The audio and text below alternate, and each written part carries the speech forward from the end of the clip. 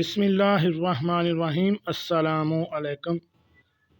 دینی مثال میں خوش آمدید کہتے ہیں۔ ہمارا آج کا بیان احادیث کی روشنی میں ہے کہ جس غسل خانے میں بیت الخلاء ہو اس میں غسل کس سمت میں کریں۔ اس کے علاوہ دوسرا مسئلہ ہے کہ ننگے بدن غسل کرنے والا اگر بات کر لے تو غسل جائز ہے یا نہیں۔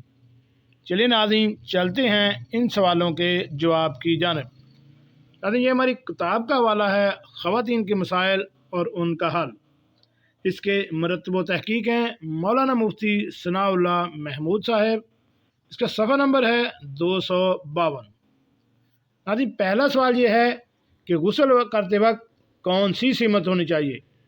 آج کل غسل خانہ اور بیت الخلاء ایک ساتھ ہی ہوتے ہیں، ایسے میں غسل کے لیے کس طرح سمت کا اندازہ لگایا جائے، نیز بیت الخلاء کے لیے کون سی سمت مقرر ہے۔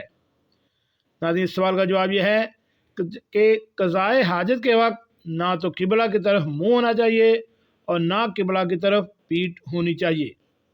قضائے حاجت کے وقت قبلہ کی طرف منہ یا پیٹھ کرنا مکروہ تحریمی ہے۔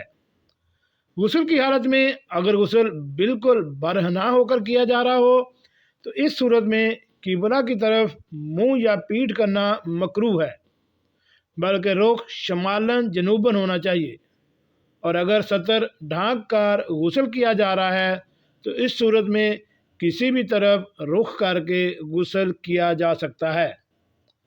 دوسرا سوال یہ ہے کہ اگر ننگے بدن غسل کرتے وقت کسی سے بات چیت کر لی تو غسل دوبارہ کرنا ہوگا۔ تو ناظرین اس سوال کا جواب یہ ہے کہ برہنگا یعنی ننگے ہونے کی حالت میں بات چیت نہیں کرنی چاہیے، لیکن غسل دوبارہ کرنے کی ضرورت نہیں ہے۔